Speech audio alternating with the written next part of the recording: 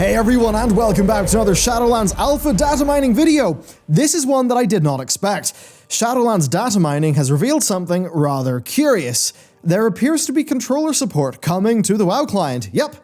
ABXY, triggers, shoulder pads, face buttons, D-pad, the whole thing. The bindings are there on the alpha build. What does this mean? Is this the death of WoW? Is this extreme casualization where all specs have 3 buttons and you can play it with a NES controller?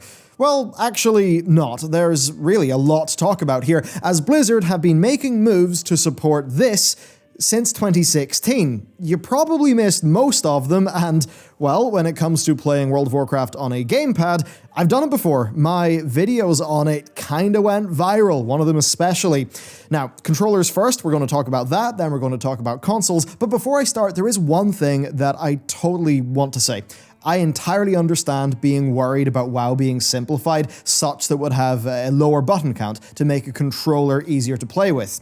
And if this had have happened in Battle for Azeroth, where, yeah, we lost buttons and the game was slowed down, well, I really would be worried to see this. But that said, Shadowlands is giving everyone 2 new buttons via covenants. Then, almost every class is having a large number of abilities be baselined across all their specs, so loads more buttons. Then, many classes are getting new abilities and new active talents. WoW classes are getting more complex with a higher skill ceiling in Shadowlands. So if Blizzard's goal was to dumb the game down so that it could fit on a console controller, well, I mean, Shadowlands wouldn't accomplish that, right? Shadowlands is making the game harder to play, and certainly high-end Final Fantasy XIV does actually show you that complex games can work. So before we get into it, first, patrons, thank you. This is brought to you by them. With ad rates halved and our team now twice the size, over twice the size it was since last alpha, patrons are seriously incredible, and they get physical loot every month. And bam, here's the whole month. But for this video, I'm going to take a special look at this thing that we're doing. These 2 gorgeous space, science, sort of fantasy, science fiction pieces done by our Game Studios art team. And here's the process from a thumbnail to the final illustration. So yeah, those are 2 of the 6 things you can get in the mail this month. Thank you to the patrons for all their support. And with that, let's go. First up, controllers. Now this data mining comes from Marlebin, who runs the excellent website wow.tools.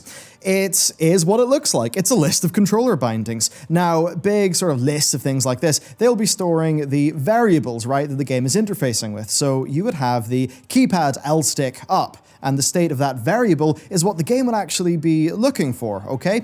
And then you'd actually bind your controller to that. So in this case, moving the left stick up. And that sort of separation between the 2 is something the devs do instead of directly binding to a key, because that allows for easier customization, and it's also very good programming practice. A bit like, say, model view separation, which is a design principle from computer science. So that's basically what you're looking at there. Now, what does this actually mean, right? What's going on? Well, the thing is, this behavior has been possible actually in the past, and this has been through the use of, say, XPadder or a program called WoW Mapper and accompanying add-on console port. Back when Legion launched, I actually used this to create an action RPG version of WoW, and to get a grip on what that is, well, here's a faux trailer that I made for it.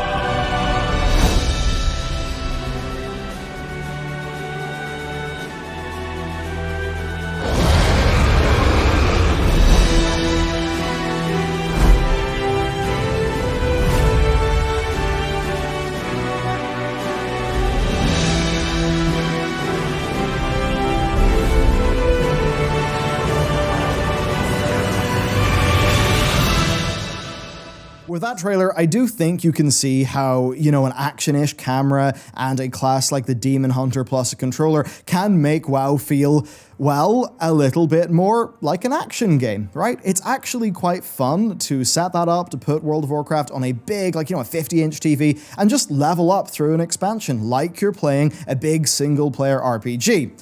But of course, World of Warcraft is a lot more than that, right? It's raids, it's dungeons, it's PvP, and sure, DPS might be easy with this on a Demon Hunter. What about tanking? What about healing? I mean, man, targeting mobs without a mouse? Targeting unit frames for healing? That sounds like a nightmare, doesn't it? Well, it kind of does, but this is also where I'm going to bring in Final Fantasy XIV. Now, when most non-FF14 players think about that game, they remember trying it out at the start, right? And having this massive global cooldown and it being really slow and boring. Well, as you level up, actually, FF14 has harder to play classes than WoW that are generally faster paced and have way more buttons. So the global cooldown in that game decreases as your haste increases. But importantly, there's something that World of Warcraft doesn't really do that much that FF14 does a lot, and that is off GCD ability weaving. So on the Bard, right, you've got this pretty intense rotation that is filling every single GCD you have, but then you've got a number of spells that are off the GCD that you weave in between your global cooldowns. So after you throw those in, yeah, you've got a complex as hell, high-paced one with loads of buttons. And Final Fantasy XIV is on consoles and does seem to be doing well enough. So that's DPS, complex DPS. What about healing? It's actually possible. So you can set the face buttons, basically face button combos to target unit frames in console port, and you can see that in this video. And in a raid context, yeah, I'll take my mouse over macros, but in a dungeon context, I mean, hey, here's the same guy healing Mythic +9s in Legion with his setup, and it works. Here's another video of Monk, the developer of Console Port, which is the add-on, getting the level 30 Healing Proving Ground achievement as an inexperienced healer using a gamepad.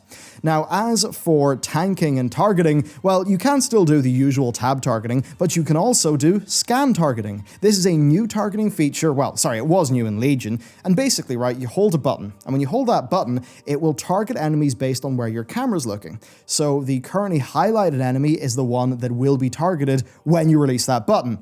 And that works okay on a controller. So your basics there for targeting are covered, but I will admit things like priority interrupts on another target, that would be real tricky. But the bread and butter of your basic targeting for tanking, yeah, it's totally possible. Certainly, I will say this, I'd be more than happy to raid Heroic Niloth at DPS using console port on almost any spec in the game. I don't think it would be as optimal as keyboard and mouse, which is my preferred way to play that type of content, but it can work. And there's actually one other thing with Final Fantasy XIV. In World of Warcraft, with the likes of weak auras and stuff, add-ons can kind of play a lot of the game for you. Final Fantasy does not allow such add-ons, so you're doing a lot more of that stuff manually yourself. So it is a more complex game in those ways, and yeah, it's still fully playable with a controller. So there you go, we've established that, yeah, the game is already playable with a controller if you use the add-ons. And to be honest, if Blizzard added the official support, and I was to use it, I'd probably still use console port because it's so well made. Like, it's UI, and then maybe Blizzard adding something like a generic interact button. I think that would be a pretty good experience. But what other things support this playstyle, and could it indicate a console release and that Blizzard have been trying to move in this direction? Well, if you've ever used the action cam with a keyboard and a mouse, you'll know it feels strange, right? Like, it feels as if you are playing a game that is designed for a mouse and keyboard, but with the camera from like a console action game. Well, the action cam makes a whole lot more sense in the context of official controller support, doesn't it? Think back to that trailer that I made, right, back in 2016 when I was using the console stuff and action cam. That action feel is very possible, and the action cam enables much of it. Now, in case you're not aware here, basically the action cam is a hidden camera behavior. It's in WoW right now. It was developed as an experiment and added to the Legion beta test. And while it was never added as an official camera option in the game, it does remain something that is in the game to this day. And you can flick it on via console commands, or you can actually just, basically all of its variables can be manipulated with add-ons. One of them, for example, is dynamic cam. So far, right, you've seen that WoW works with a controller and that Blizzard added a camera mode that fits a controller perfectly. What about console support then? Let's talk about the elephant in the room. World of Warcraft had a problem until 8.1. While it was continuously upgraded since launch, its engine at its core, like, it was pretty old. One of the most impactful updates in Battle for Azeroth was greatly enhanced multi-core CPU support. You see, when World of Warcraft came out, processors had like 1 or 2 cores. So WoW was built with that in mind. It was not heavily threaded.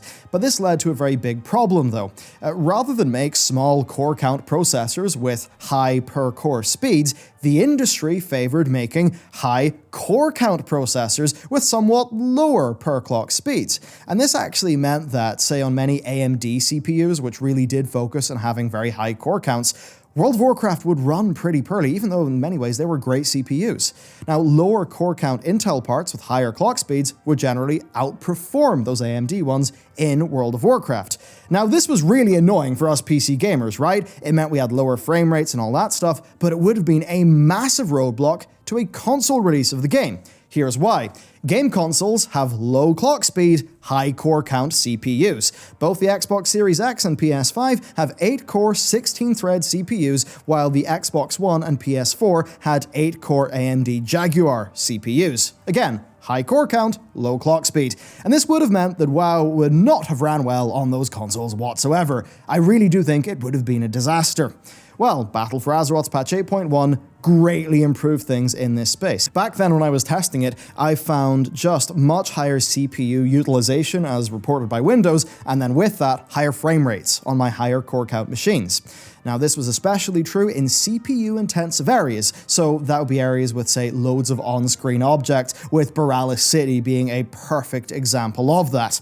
Then there's another bit of technology that seems to be something that will be shipped with Shadowlands, and that is dynamic resolution scaling. So basically what this means is you could set a frames per second target for the game, and then if the game is going to fall below that, it can dynamically reduce its resolution. Now, this is something that's become a lot more common in the industry these days, but also it's something that's heavily used in consoles to get, console games to look as good as they possibly can, but also still run decently. So that is another thing that has been added that, yeah, it's this one actually great for PC gamers, but also is something that, yeah, it would actually fit in the consoles pretty well. Now, to bring this whole thing together, right? World of Warcraft had an action game camera added in 2016. In 2018, it made multi-core optimizations, the sorts that would be needed if the game ever was to come to consoles. Then now, in 2020, we are seeing hints of official controller support.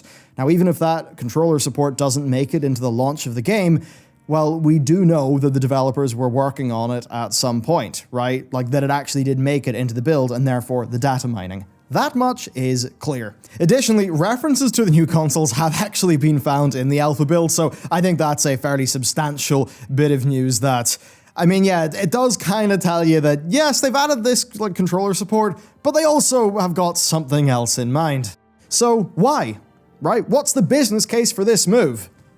It's obvious that's what the business case is. So World of Warcraft is a large game, right? But a lot of console-only players, they would have heard of World of Warcraft, but they would have never had an opportunity to play the game. So this would open World of Warcraft up to that pretty large untapped player base. And this is something that Blizzard did to very, very great success with Diablo 4, or well, Diablo 3 even, which of course did come out on the consoles and was actually very good in the consoles. Now, what's interesting there is when they moved D3 to the consoles, they changed the camera behavior, they changed some of the controls, they sort of actioned it up a bit, and D3 and consoles, I would say, is a very different feeling game to D3 and PC. They're both really good, but just in different ways. So there's that going on. Now, there is another element here, if I'm going to be talking about a business case. And that is that World of Warcraft's gameplay-focused audience, and a lot of that would include me, right? The people who are really into, the Mythic Plus and the PvP and the class mechanics. Well, we get everything we want from the game for our, our money per month, right? Our monthly sub. But there's a lot of players. They love those cosmetics, right? Those store mounts perform so well for Blizzard.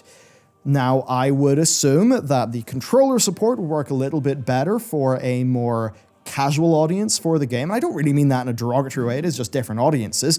And maybe I think that the consoles would have a higher proportion of those audiences. Now, that's an audience profile that generally converts higher, you know, sort of more dollars on a per capita basis, so to speak, than the highly gameplay-focused people. Unless maybe the gameplay-focused people are just buying WoW tokens all the time to afford raid mats, but you get my point there, right? So could move WoW a little bit more in that direction. Now, what is the pro there? Well, the pro is that it means more success for World of Warcraft, more players coming in, so that could be one good thing. However, there's also a bit of a con there. You could make the argument that it would incentivize Blizzard to make classes just a little bit more simple and a little bit more accessible. That would have been, as I said at the top of the video, a massive worry for me, if not for the fact that Shadowlands is doing literally the opposite. And then the only other thing that really would worry me there is if it sort of signified like a doubling down of the cosmetics-driven player base and we just saw a higher proportion of store mounts. But honestly, even without controller support, that is just a worry for me in general anyway, so I'm not going to lump it in as being specifically a sort of a thing that is, you know, like that we're going to causally link, I suppose, between the two. So, yeah, that's what's going on there. Now, if you think about Activision Blizzard as a company, what do they do?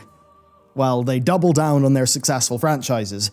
What do they not really do that much? Make new IP, right? Overwatch was Blizzard's first IP in ages, and Activision, I mean, they're the Call of Duty people. They made a new IP in Destiny, and then, you know, Bungie ended up leaving that sort of publishing agreement. And if you look at what they're doing in the Call of Duty franchise, it's just remasters, doubling down, doubling down, doubling down. What do we see with the rest of their company? Spyro remaster, Crash Team Racing remaster, right? So rather than be expanding into new franchises and IPs, it is a company that I think, yeah, would just rather double down on the things that it has that are going well. And for World of Warcraft, yeah, you could see that that means do Classic, have Classic go well, do, you know, the live game on the PC, or the, you know, the modern game, have that go well, and then, oh, how do we expand from here? We put it on the consoles. The business case is pretty darn clear, and at the end of the day, it's those business concerns that are driving a lot of the development of, well, most big budget games.